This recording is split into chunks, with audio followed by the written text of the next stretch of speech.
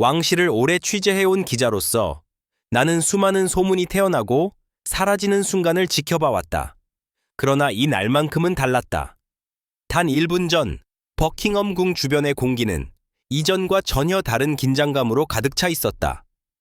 조용히 문을 닫은 회의실, 낮게 깔린 발소리, 그리고 공식 일정표에는 결코 기록되지 않을 한 장면이 역사의 이면에서 펼쳐지고 있었다.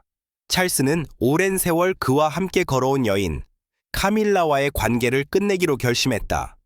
이 결정은 단순한 개인적 선택이 아니라 영국 왕실의 정서와 상징, 그리고 한 남자의 내면이 교차하는 지점에서 탄생한 극적인 순간이었다. 찰스의 얼굴에는 늘 그렇듯 절제된 표정이 자리하고 있었지만 가까이에서 바라본 그의 눈빛은 기자의 경험이 아니면 포착하기 어려운 복합적인 감정을 담고 있었다. 왕으로서의 책임, 한 인간으로서의 후회, 그리고 시대의 흐름 앞에서 더 이상 미룰 수 없다는 자각이 동시에 스쳐 지나갔다. 그는 감정을 과장되게 드러내지 않았다. 오히려 침묵 속에서 무게를 더했다. 그 침묵은 수십 년간 이어져 온 관계의 마지막 장을 알리는 종소리처럼 깊고 낮게 울렸다.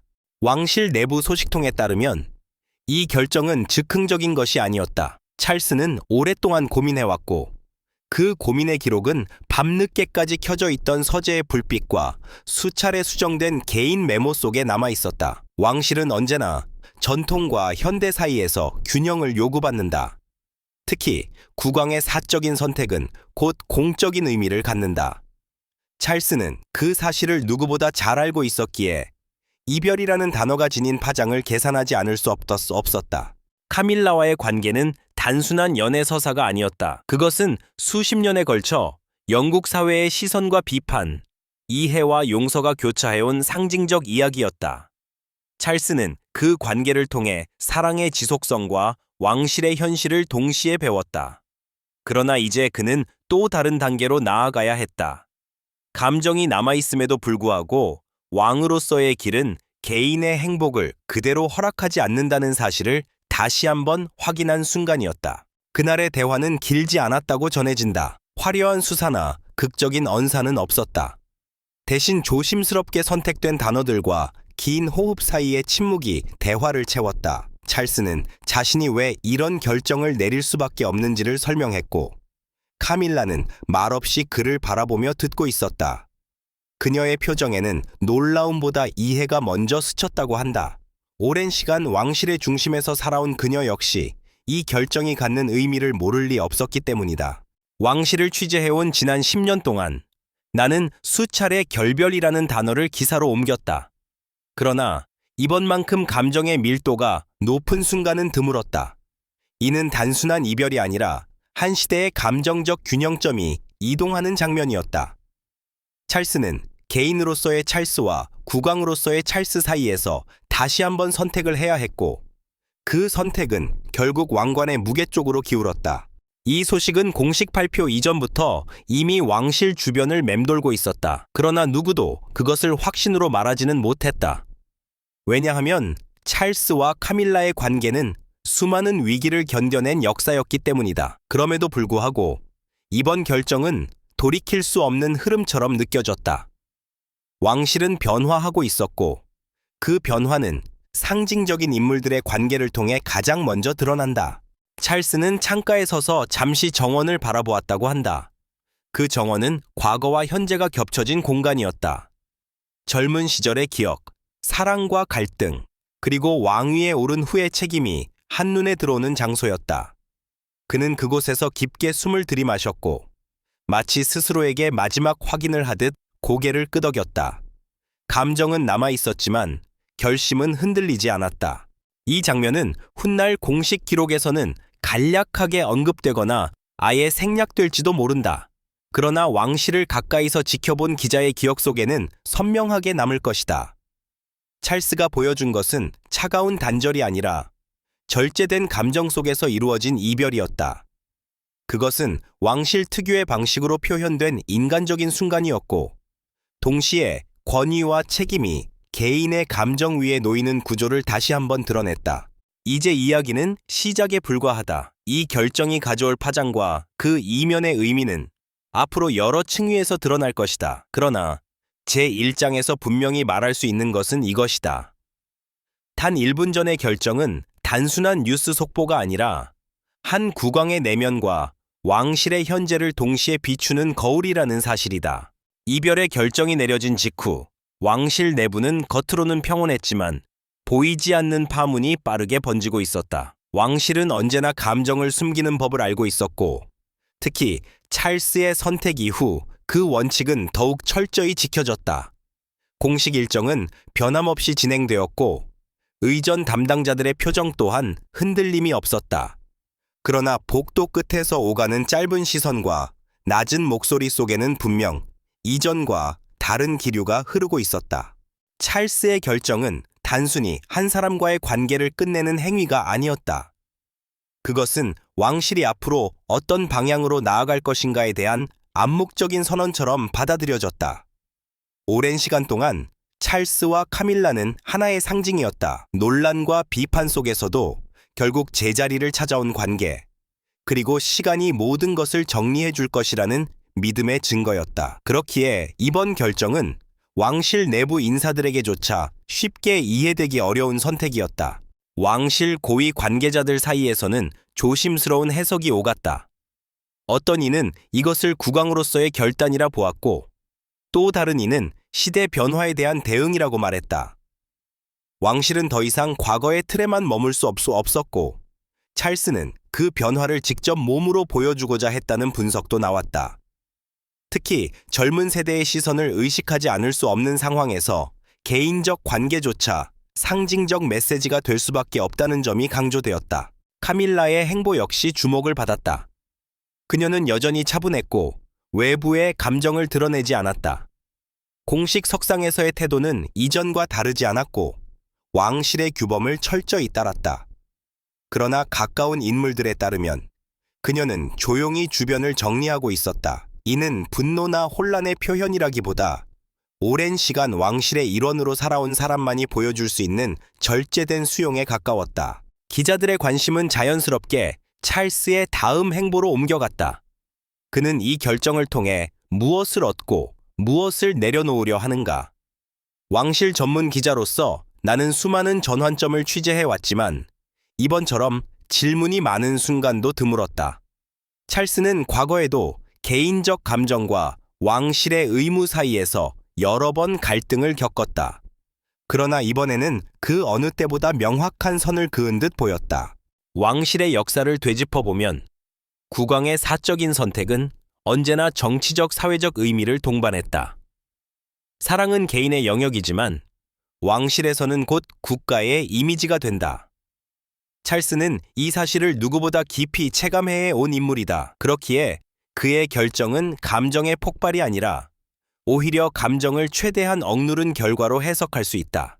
이별 이후 찰스는 이전보다 더욱 일정에 몰두했다. 공식 방문, 외교 행사, 연설 준비까지 그의 하루는 빈틈없이 채워졌다. 이는 단순한 우연이 아니었다. 왕실 관계자들은 그가 의도적으로 자신을 일 속에 담그고 있다고 전했다. 감정을 정리하는 방식 또한 왕실적이었다. 침묵과 일, 그리고 책임을 통해 스스로를 다잡는 것이다. 대중은 아직 이 모든 사실을 알지 못했다. 언론은 추측과 단서를 모아 조심스럽게 상황을 분석하고 있었고 왕실은 여전히 공식 입장을 내놓지 않았다. 그러나 왕실을 오래 지켜본 이들이라면 알 수 있었다. 이 침묵은 일시적인 것이며 머지않아 하나의 서사로 정리되어 세상에 전달될 것이라는 점을 말이다. 제2장은 이별 이후의 공백을 다룬다.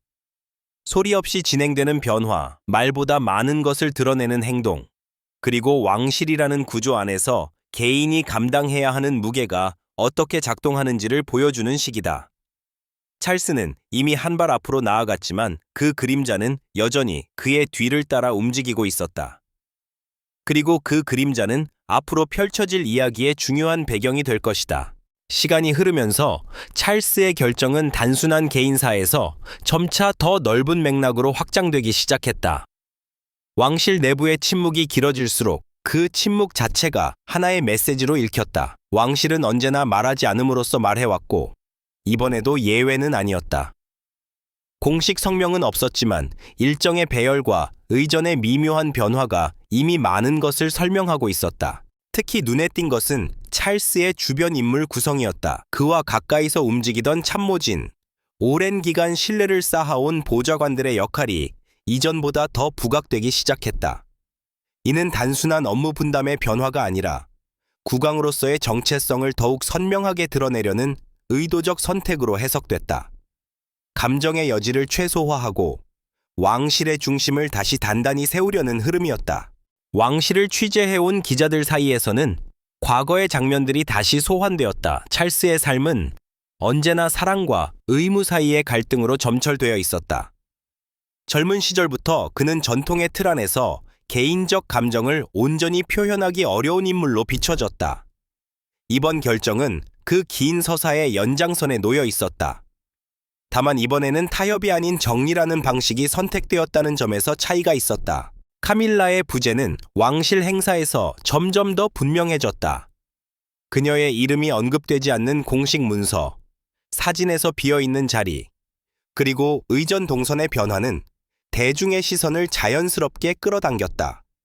그러나 왕실은 이를 설명하지 않았다. 설명하지 않음으로써 오히려 더 많은 해석의 여지를 남겼다. 왕실의 전략은 언제나 여론을 완전히 통제하기보다는 흐름을 관리하는 데 있었다. 이 시점에서 중요한 것은 감정의 진실이 아니라 그 감정이 어떻게 구조 속에 배치되는가였다. 찰스는 개인으로서 슬픔과 회한을 느꼈을지 모르지만 국왕으로서 그는 그 감정을 표면 위로 끌어올리지 않았다. 대신 그는 제도와 형식, 그리고 전통이라는 틀 안에 감정을 눌러 담았다. 이것이 왕실이 수세기 동안 유지해온 방식이었다. 왕실 내부 관계자들 사이에서는 조심스럽게 과거와의 비교가 이루어졌다. 이전 세대의 국왕들 역시 비슷한 선택의 순간을 겪었고 그때마다 개인은 한 발 물러서야 했다. 찰스의 결정은 새로운 것이 아니라 오히려 오래된 왕실의 원칙을 다시 확인하는 과정으로 보였다. 다만 현대 사회에서 그 원칙은 더 많은 해석과 비판에 노출될 수밖에 없었다. 대중의 반응은 아직 표면화되지 않았지만 왕실 전문 여론조사와 비공식 분석에서는 미묘한 변화가 감지되었다. 찰스를 바라보는 시선은 동정과 이해, 그리고 냉정한 평가가 뒤섞인 형태였다. 그는 감정적인 선택을 하지 않은 인물로 비춰졌고 그 점에서 오히려 국왕으로서의 이미지는 강화되었다는 평가도 나왔다.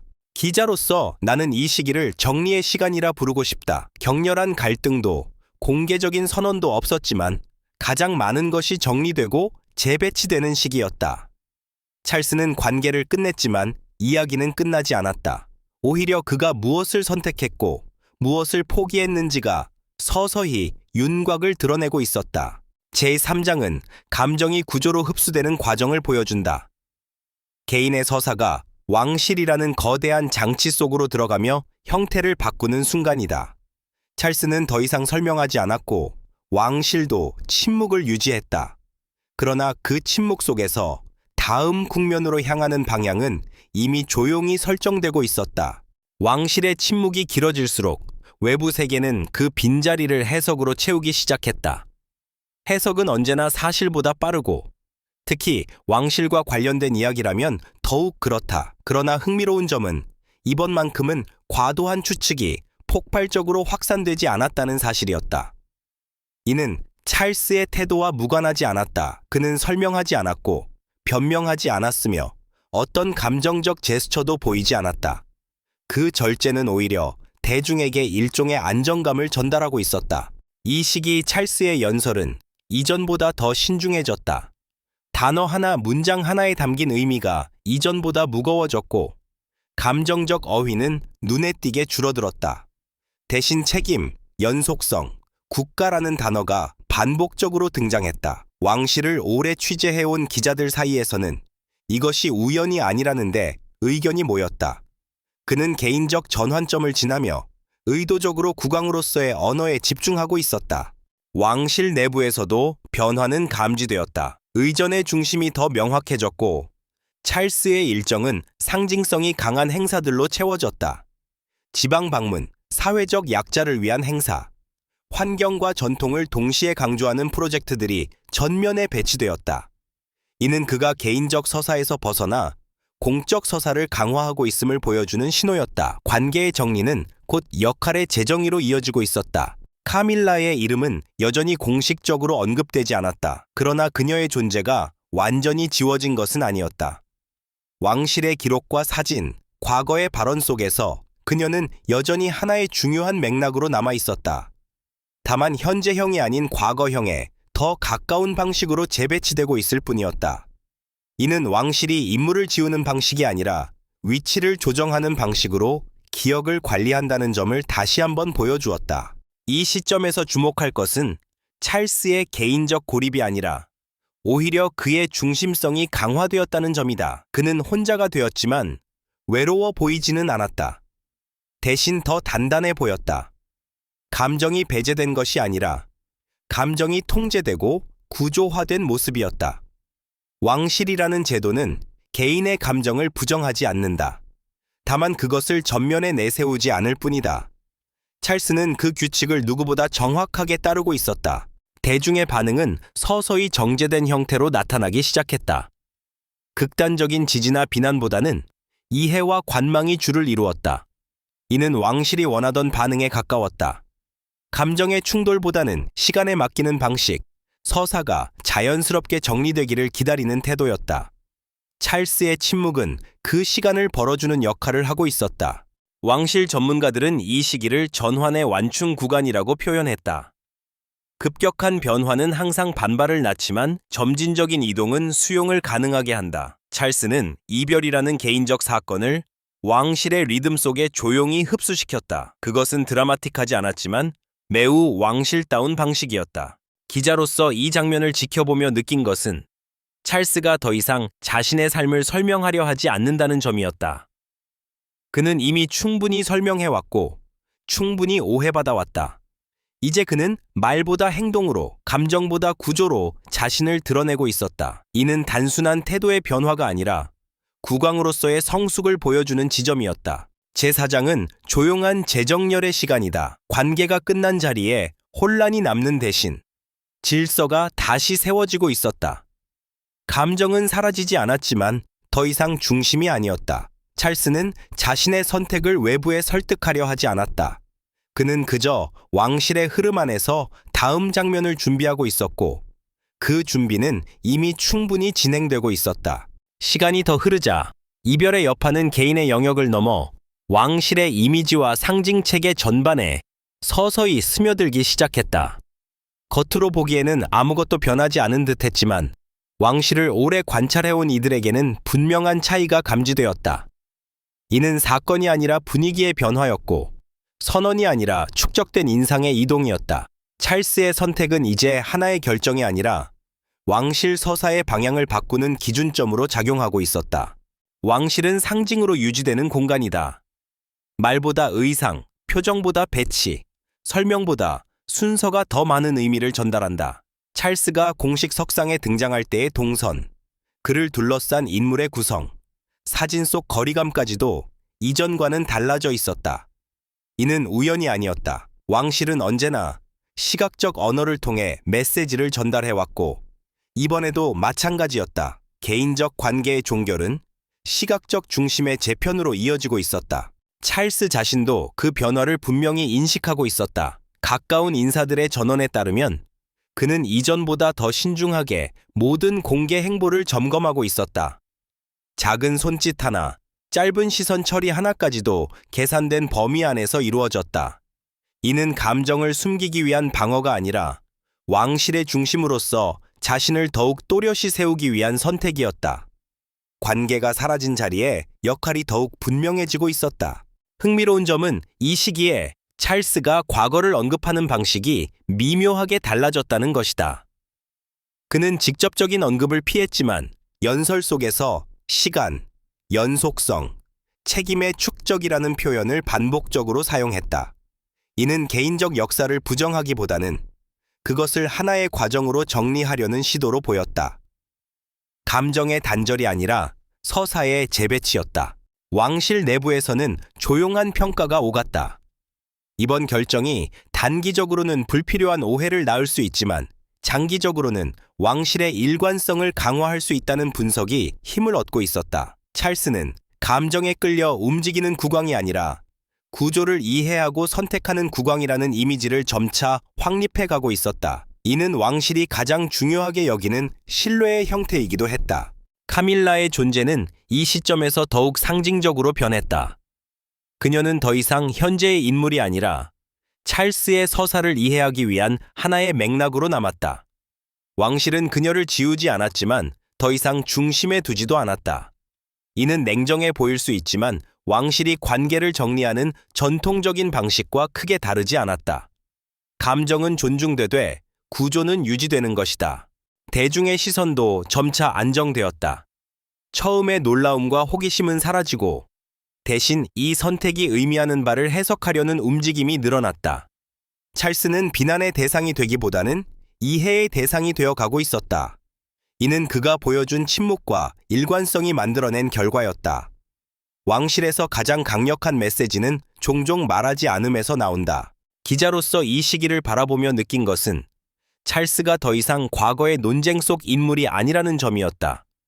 그는 이제 자신의 이야기를 설명하는 사람이 아니라 왕실의 방향을 보여주는 인물이 되고 있었다. 관계의 끝은 개인에게 상처로 남을 수 있지만 왕실의 맥락에서는 하나의 정렬로 기능하고 있었다. 제5장은 중심의 이동을 다룬다. 사랑이 사라진 자리에 공적 정체성이 더욱 또렷해지고 개인적 서사가 왕실의 상징 속으로 완전히 흡수되는 과정이다. 찰스는 잃은 것보다 정리한 것이 많았고 감춘 것보다 명확해진 것이 더 많았다. 이 조용한 이동은 다음 장에서 더욱 분명한 형태로 드러나게 될 것이다. 이 단계에 이르러서야 찰스의 선택은 하나의 결단이 아니라 결과로서 인식되기 시작했다. 왕실 안팎에서는 더 이상 왜? 라는 질문보다 이후에 무엇이 달라졌는가에 초점이 맞춰졌다. 이는 중요한 변화였다. 사건이 평가의 대상에서 구조의 일부로 편입되는 순간이었기 때문이다. 왕실은 언제나 이렇게 움직인다. 감정의 파동이 잦아든 뒤 남은 것들을 질서 속에 배치한다. 찰스의 일상은 이전보다 더욱 규칙적이고 단순해 보였다. 공식 일정과 비공식 일정 사이의 경계가 명확해졌고 개인적 여지는 눈에 띄게 줄어들었다. 이는 희생처럼 보일 수도 있었지만 왕실 내부에서는 오히려 안정의 신호로 받아들여졌다. 국왕의 삶이 예측 가능해질수록 제도는 더 강해진다. 찰스는 자신의 삶을 통해 그 원리를 실천하고 있었다. 이 시기 왕실의 메시지는 지속성에 집중되었다. 변화가 있었음에도 불구하고 왕실은 흔들리지 않는다는 점을 반복적으로 강조했다. 찰스의 선택이 왕실의 불안 요소가 아니라 오히려 책임을 감당하는 방식의 하나라는 점을 보여주기 위한 흐름이었다. 그는 개인적 감정을 제도 위에 올려놓지 않았고 그 점이 오히려 국왕으로서의 신뢰를 강화하고 있었다. 주목할 만한 것은 찰스의 태도 변화가 주변 인물들에게도 영향을 미쳤다는 점이다. 왕실 참모진과 고위 인사들은 이전보다 더 절제된 언어를 사용했고 사적인 해석을 자제했다. 왕실 전체가 하나의 리듬으로 움직이고 있다는 인상이 강해졌다. 이는 자연스러운 동조라기보다 중심이 분명해졌을 때 나타나는 조직의 반응에 가까웠다. 카밀라에 대한 언급은 이제 거의 사라졌다. 그러나 완전한 망각은 아니었다. 왕실은 기억을 삭제하지 않는다. 대신 보관한다. 과거의 장면들은 기록 속에 남아 있었고 필요할 때 맥락으로 소환될 준비가 되어 있었다. 이는 감정적 정리와는 다른 차원의 처리 방식이었다. 찰스 역시 그 방식을 받아들이고 있었다. 대중의 인식 또한 한 단계 더 이동했다. 이별의 감정적 측면보다 국왕의 태도와 방향성이 더 많이 논의되기 시작했다. 그는 동정의 대상이 아니라 판단의 대상이 되었고 그 판단은 대체로 차분했다. 이는 찰스가 원했던 위치에 가까웠다. 그는 이해받기보다 신뢰받기를 선택했다. 왕실 전문 기자로서 이 시기를 지켜보며 느낀 것은 찰스가 마침내 자신의 서사를 스스로 통제하고 있다는 점이었다. 과거에는 사건이 그를 규정했다면 이제는 그가 사건을 배치하고 있었다. 관계의 끝은 더 이상 그의 중심이 아니었고 하나의 배경으로 물러나 있었다. 중심에는 오직 국왕으로서의 역할만이 남아 있었다. 제6장은 수용의 장이다. 감정이 사라졌기 때문이 아니라 감정이 더 이상 방향을 결정하지 않게 된 시점이다. 찰스는 잃은 것을 애도하는 대신 남은 책임을 선택했다. 그리고 그 선택은 조용했지만 분명했다. 이제 이야기는 마지막 장을 향해 가고 있으며 그 끝에서 우리는 이 결정이 남긴 진짜 의미를 마주하게 될 것이다. 마지막 단계에 이르러서야 찰스의 결정은 하나의 의미로 수렴되기 시작했다. 처음에는 속보처럼, 그 다음에는 해석처럼, 그리고 결국에는 구조처럼 자리 잡았다. 왕실에서 어떤 선택이든 마지막에 남는 것은 감정이 아니라 의미다. 이별은 끝났고 소문도 잦아들었으며 이제 남은 것은 그 결정이 왕실과 국왕에게 무엇을 남겼는가라는 질문뿐이었다. 찰스는 더 이상 과거의 관계로 정의되지 않았다. 그는 설명하지 않았고 해명하지도 않았다. 대신 그는 일관되게 같은 리듬으로 움직였다. 왕실 행사에서의 태도, 연설의 방향, 그리고 침묵의 유지까지 모두 하나의 흐름을 이루고 있었다. 이는 우연이 아니었다. 찰스는 자신의 삶을 하나의 메시지로 정리하고 있었고 그 메시지는 명확했다. 국왕은 개인의 감정보다 제도의 연속성을 선택한다는 것이다. 왕실의 역사 속에서 이러한 순간은 반복되어 왔다. 사랑이 남아있음에도 불구하고 정리를 선택한 왕들, 감정의 진실보다 상징의 안정성을 우선한 결정들. 찰스의 선택은 특별하면서도 동시에 전형적이었다. 그는 새로움을 만들기보다는 오래된 원칙을 현대의 언어로 다시 한번 증명했다. 그 점에서 그의 결정은 급진적이지 않았지만 매우 분명했다. 이 시점에서 카밀라는 완전히 이야기의 중심에서 물러나 있었다. 그러나 그녀의 존재가 의미를 잃은 것은 아니었다. 그녀는 찰스의 삶에서 하나의 중요한 장으로 남았고 그 장은 조용히 닫혔다. 왕실은 문을 쾅 닫지 않는다.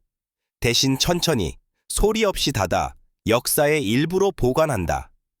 이 방식은 잔인해 보일 수 있지만 동시에 가장 왕실다운 존중의 형태이기도 하다. 대중은 이제 더 이상 이별 자체에 집중하지 않았다. 관심은 찰스가 보여주는 국왕으로서의 모습, 그리고 그 안정성에 쏠려 있었다. 그는 논란의 중심에서 벗어나 역할의 중심으로 이동했다. 이는 단기간에 만들어질 수 있는 변화가 아니었다. 침묵, 반복, 절제라는 왕실 특유의 언어가 축적된 결과였다. 기자로서 이 이야기를 마무리하며 느끼는 것은 이 결정이 감정적으로는 슬픔을 남겼을지 모르지만 구조적으로는 명확함을 남겼다는 점이다. 찰스는 자신의 삶에서 가장 논쟁적이었던 관계를 정리함으로써 오히려 자신이 누구인지 더 분명히 드러냈다. 그는 사랑받는 남자이기보다 신뢰받는 국왕이 되는 길을 택했다.